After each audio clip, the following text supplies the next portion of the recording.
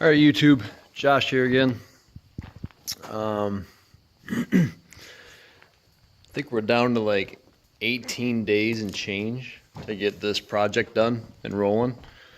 We ran into a little bit of a snag a few days ago with the wiring harness. Went to go start wiring up the battery and starter and the GM alternator and some other stuff, and realized that the wiring harness in the car was completely shot.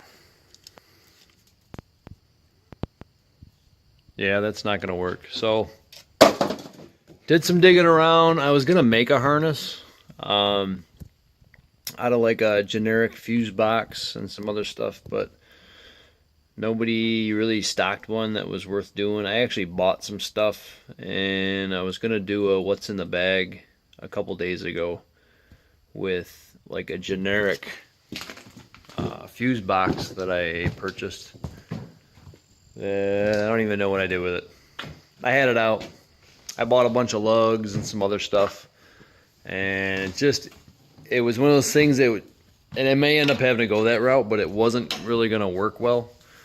Didn't look good. I managed to score a stock GM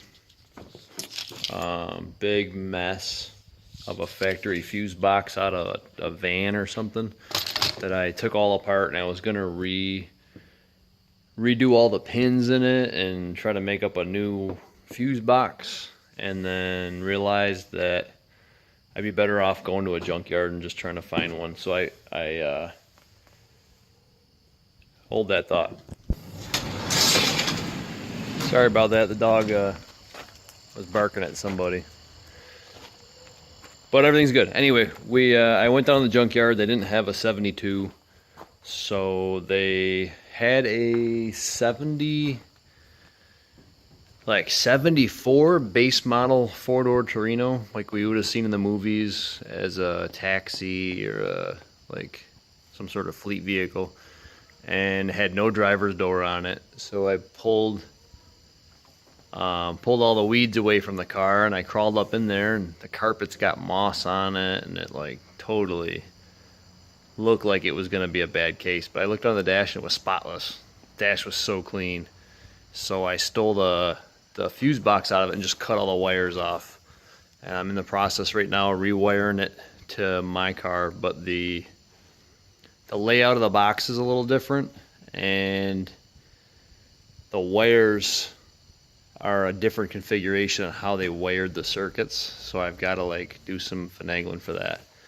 The headlight switch, when I went to go unplug it, ripped all the pins right out of it, so I got to figure that out. The ignition switch feels like shit. I still don't have a shifter in the car, and like the bolt-on stuff, the fan, the radiator, the cooling system, the carburetor, I'm not really worried about. That should take like an hour. But I may have scored a fuel cell because the gas tank was shot, hopefully for free. That'll hopefully fit in the trunk.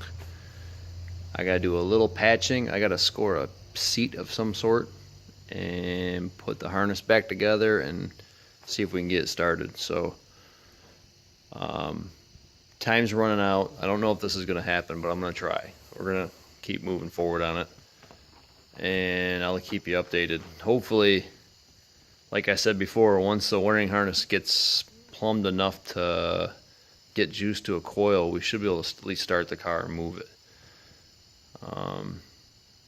and see if the brakes master or the vacuum booster is going to work, but we won't know until we try it. We didn't do the Maverick challenge yet with the burnout due to some schedules this weekend. We're still going to try to work on that this week. Hopefully we'll have something to shed some smoke, but we'll see. For now, hang tight, and I'll talk to you later.